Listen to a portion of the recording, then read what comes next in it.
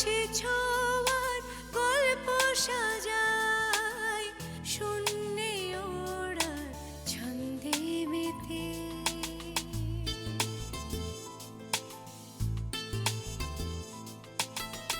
আকাশে যে অসীমের ঠিকানায় সে যেন শুধু দৃশ্য সাজায় যত গল্প ধাঁধায় হাত বাড়ালে বুঝি কেউ নেই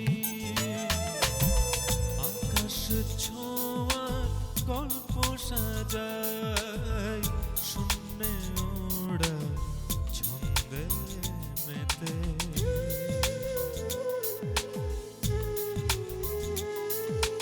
ধাওন্ত তোমার গতি ছুটে চলে অবিচল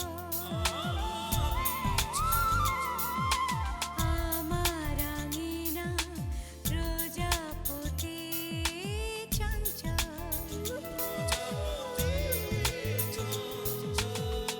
উড়ে উড়ে যায় কত অলি গলি অবিরত যত কল্প ধাঁধায় মন পাড়ালে বুঝি কেউ নেই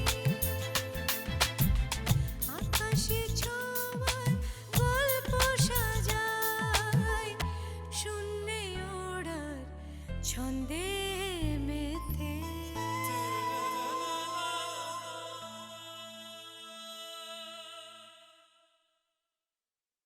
আপা স্কুলে চাকরি করার মধ্যে একটা মজা আছে মজাটা থামুন তো থামুন। আমাদের এমনি হাসি তামাশা করার মতো অবস্থা নেই। দীপার প্রবেশপত্র আসেনি, তারপর দীপা জিদ ধরে বসে আছে, এখন ওর বাবার কোনো খবর নেই। আপনি আপনি আপনি যান, আমাদেরকে একা থাকতে দিন, যান।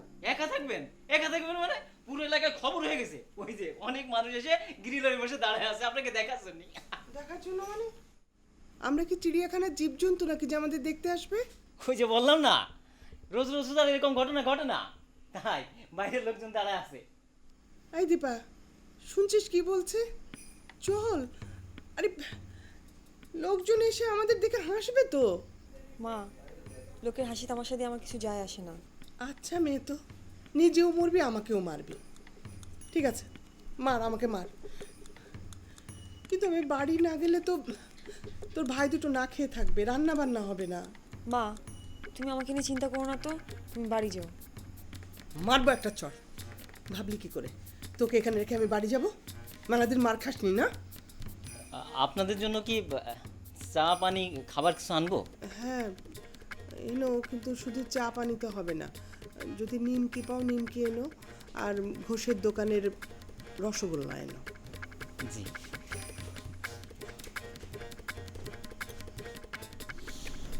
মা, দুপুরে কিছু খাইনি তো, আর রাতেও তো থাকতে হবে। তুই খাবি না?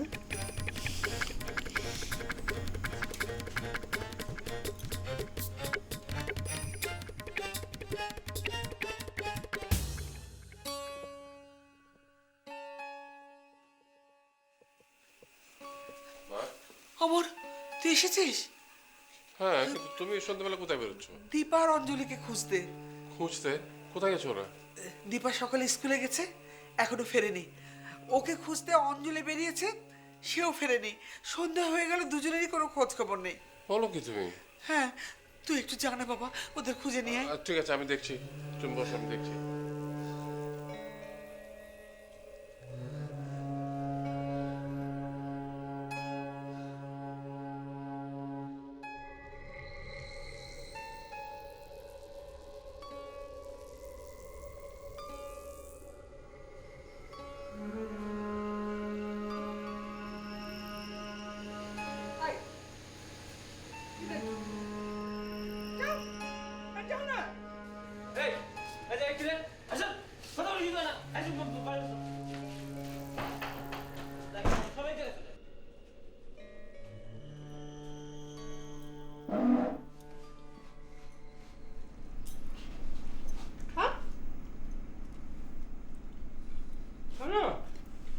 মা, তুমি খাও তো। সারাদিন পেটে কিছু পড়ে খা। মজা, অনেক মজা।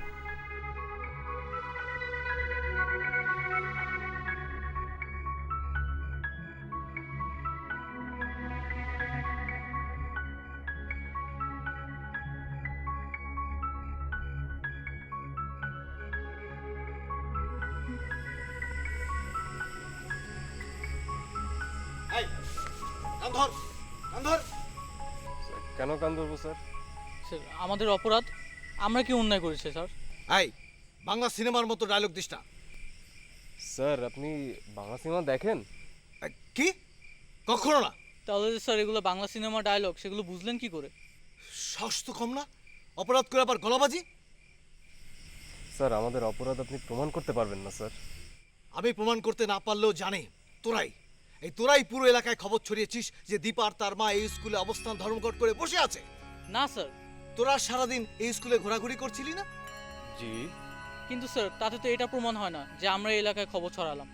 আর এলাকায় খবর ছড়ালো যে সেটা অপরাধ হতো, এটাই বা আপনি কি করে বলছেন? আপনি স্যার শুধু শুধু আমাদের উপর দোষ চাপাচ্ছেন। মারবো একটা থাপ্পড়। স্যার আইন নিজের হাতে তুলে নেবেন না। কি? আমার স্কুলে পড়ে আমার সাথে বেয়াদবি? জানিস আমি তোদেরকে স্কুল থেকে বের করে দিতে পারি। স্যার অনেক দেরি করে ফেললেন মনে হয়। দেরি করে ফেলেছি মানে? জি স্যার, আজই আমরা স্কুল থেকে এসএসসি পরীক্ষার প্রবেশপত্র তুলে ফেললাম। পরীক্ষা দিব অন্য সেন্টারে, আর রেজাল্ট দিবে বোর্ড। এই স্কুলের সাথে আমাদের প্রায় লেনদেন চুকে গেছে, তাই আপনার টিসি দেওয়ার ভয়টা এখন আর কাজ করবে না স্যার। ও স্যার, স্কুল থেকে একটা প্রশংসাপত্র লাগে। হ্যাঁ ওটা আমরা নিজেরা অসুবিধা নেই বানাই। স্যার, আমরা নিজেরা বানিয়ে নেব। জি স্যার। কি? যত সব।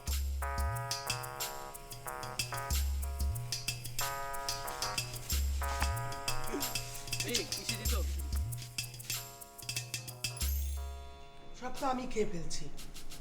খা, আরে শেষ হয়ে যাবে তো। তুমি খাও। দীপা, বাবা দাঁড়া দাঁড়া দাঁড়া দাঁড়া দাঁড়া। তোরা ঠিকঠাক আজকে যেটা দেখে নি আগে, তারপরে একটু নিঃশ্বাস নি। বাবা আমার অ্যাডমিট কার্ড এখনো আসেনি। দাঁড়া, যে ভয় পেয়েছি আমি, হরি বাবা কি ভয়টা নে পেয়েছি। দুপুর থেকে তোমরা দুজনেই নেই, প্রচন্ড ভয় পেয়েছি। ওহ অনু, আমাকে এক গ্লাস জল দাও। না বাবা।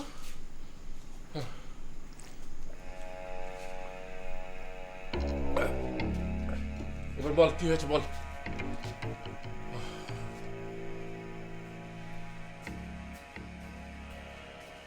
এই এই তোরা এখানে কি করছিস? হাতামা হাতামা, যা এখান থেকে। এই তুমি কি করছো? এ কি সার্কাস হচ্ছে না সিনেমা হচ্ছে এটা?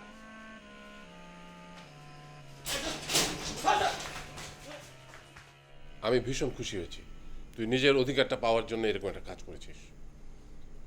তুমি কোথায় শাসন করবে, আরে উল্টো তুমি উৎসাহ দিচ্ছ। কিন্তু বাবা, আমি যদি আমার অ্যাডমিট কার্ড না পাই তাহলে আমি কি করব? আমি আশা করি তুই পাবি। তবে একটা কথা তোকে বলি, যদি তুই অ্যাডমিট কার্ড নাও পাস, তুই যে শক্তি আর সাহস দেখিয়েছিস, জীবন যুদ্ধে প্রবেশপত্র তুই পেয়ে গেছিস। তোমরা কি রাতে এখানে থাকবে? হ্যাঁ। তাহলে আমাকে অন্তত বাড়িতে পৌঁছে দেওয়ার ব্যবস্থা করো। মা তো দুশ্চিন্তার মধ্যে। মাস্টারমশাই, মাস্টারমশাই আপনি বলছেন না কেন? দীপার অ্যাডমিট কার্ডের কোনো খোঁজ পেয়েছেন? না, অনেক চেষ্টা করেও দীপার আসল অ্যাডমিট কার্ডের কোনো খোঁজ পাইনি। তাহলে কি দীপা এবছর পরীক্ষা দিতে পারবে না? অমরবাবু, দীপার আসল অ্যাডমিট কার্ডের খোঁজ পাইনি ঠিকই, তবে নতুন একটা অ্যাডমিট কার্ড বোর্ড থেকে নিয়ে এসেছি ওর জন্য। এই নাও।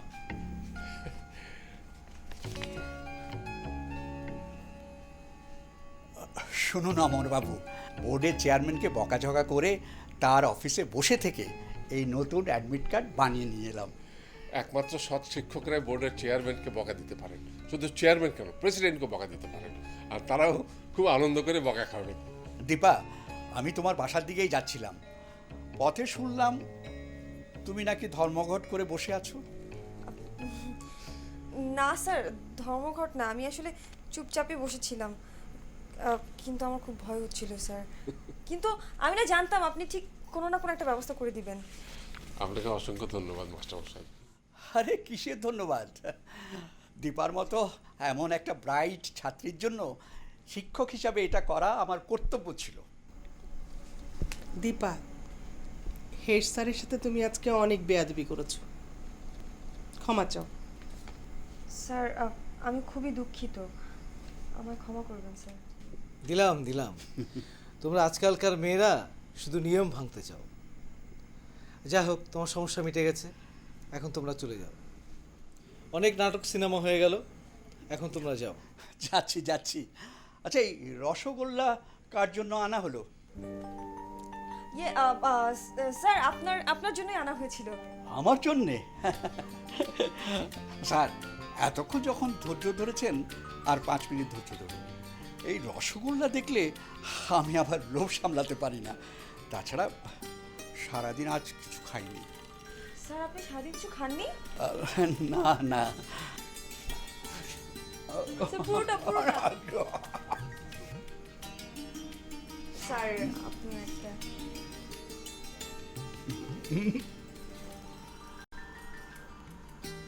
বাবা এই এত না, একটু দে, একটু এত না, একটু।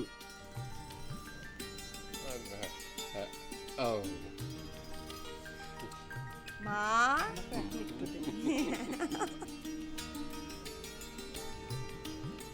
আরেকটা খাবেন? আরেকটা দাও। ওর মুখে দাও। না মা আরে খা খা।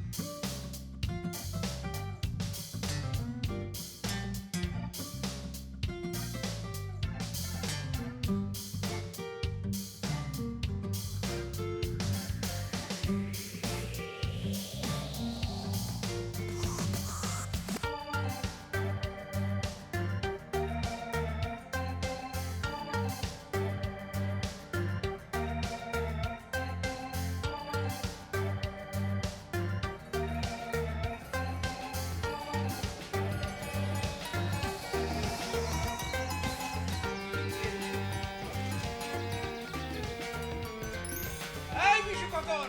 ওখানে কি হচ্ছে?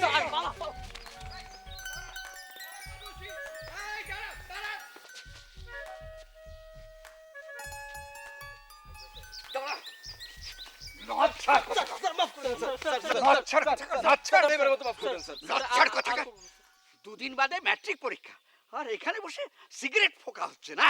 স্যার এইবার মাফ করে দেন স্যার, আর হবে না স্যার, আর হবে না স্যার। ঠিক আছে, মাফ করে দিলাম। কখন? জি স্যার। তোর জায়গা ঠিক হয়েছে? কিসের জায়গা স্যার? অনেক কিসের জায়গা? জায়গা আমার মাথার জায়গা। পরীক্ষাতে দিবি, থাকবি কোথায়? স্যার বিশুর কাকার বাড়ি পরীক্ষা সেন্টারের পাশেই, আমরা ওইখান থেকেই পরীক্ষা দেবো। বিশু, স্যার ওখানে পড়াশোনা হবে তো? স্যার লেখাপড়া হবে স্যার, কিন্তু সমস্যা জায়গাটা ছোট, একটাই সমস্যা। যাক, তোদের তো একটা ব্যবস্থা হলো, কিন্তু দীপার বাবা তো ওর জন্য কোনো ব্যবস্থাই করতে পারলো না। আপনি দীপাকে নিয়ে এত বেশি চিন্তা করেন কেন স্যার? বলিস কি? দীপাকে নিয়ে চিন্তা করব না তো কাকে নিয়ে চিন্তা করব? ওই তো একমাত্র মেয়ে যে স্টার মার্ক পাবে। স্যার আপনি আশীর্বাদ করলে স্যার আমরাও স্টার মার্ক পেতে পারি। জ্যাঠামো হচ্ছে, হ্যাঁ, রাফাঙ্গারি করে বেড়াবে আর স্টার মার্ক পাবে। বদমাস কথা। বের কর কি আছে, বের কর। কি স্যার? স্যার কি বের করব? সিগারেট। স্যার সিগারেট আপনাকে দেওয়া যাবে না স্যার। কেন? স্যার আপনাকে সিগারেট দিব আমি, আপনি সিগারেট খাবেন, আমাদের স্যার ভালো লাগবে না। ভালো লাগবে না স্যার, স্যার, আমরা একদমই কষ্ট ভালো পাবো, লাগবে স্যার। না। কষ্ট পাবে? আরে আমি সিগারেট খাবার জন্য নিচ্ছি নাকি? আমি ওটাকে দুমড়ে মুচড়ে শেষ করার জন্য নিচ্ছি। দে দে বলছি, দে। আরে দে বলছি। দেরি করছিস কেন? যা যা যা বলছি, যা।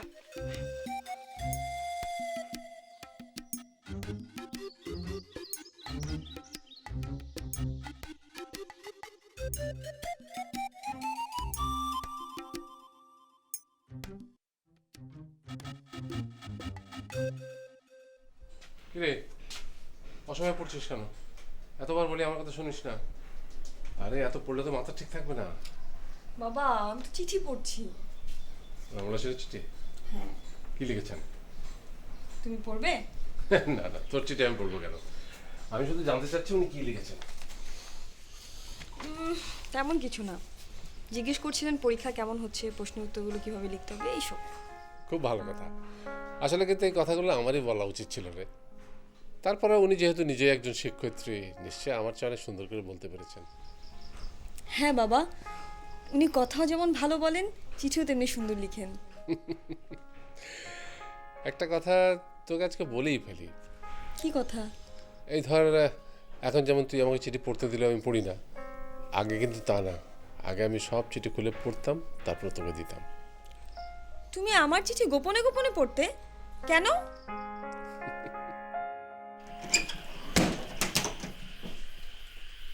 মা, দীপা যখন সুজি খেতে চায় না, রোজ রোজ কেন সুজি রাঁধেন?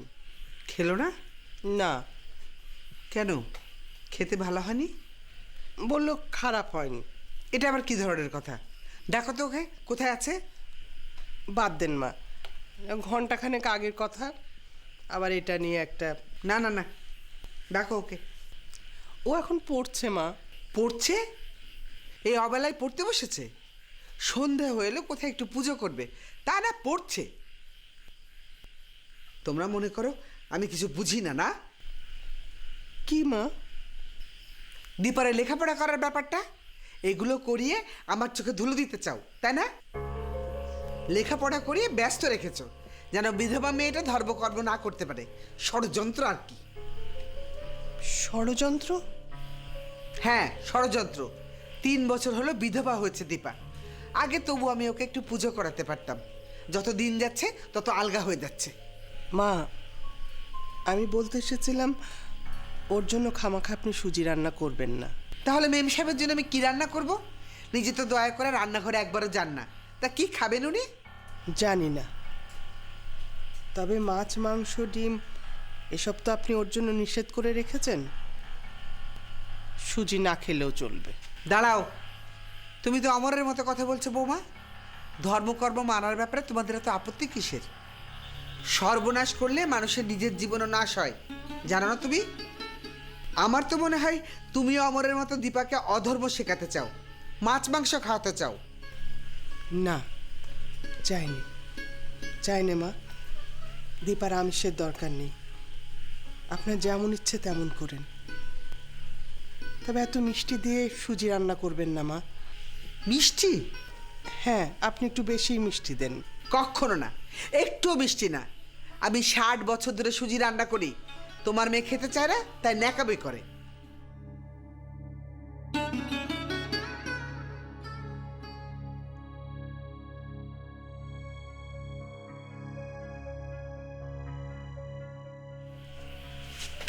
কই বলো, তুমি মাসি চিঠি কেন গোপনে গোপনে পড়তে? দেখ, তুই রমলা মাসিকে খুব পছন্দ করিস, কিন্তু সবাই তো আর তোর মতো পছন্দ করে না। তার কথাবার্তা, চালচলন অনেকেই সন্দেহের চোখে দেখতো, আমি কিন্তু তা দেখতাম না। কিন্তু তারপরেও মনের ভিতরে কোথায় যেন একটু খসখস করতো।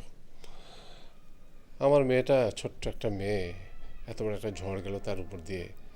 এ সময় কে তার সাথে যোগাযোগ করছে, কেন যোগাযোগ করছে, কি বলছে, এসব কথা আমার জানা খুব জরুরি ছিল। সেই জন্যে আমি রমলা মাসির চিঠিগুলো খুলে পড়তাম। মাসির চিঠি পড়ে তুমি কি বুঝলে? বুঝলাম তিনি একজন সাধারণ মাসির মতো তোমাকে অত্যন্ত স্নেহ করেন। এবং তুমি যাতে জীবনে মানুষ হতে পারো সেইভাবে তোমাকে গড়ে তোলার জন্য আধুনিক এবং বুদ্ধিদীপ্ত পরামর্শ দিতেন।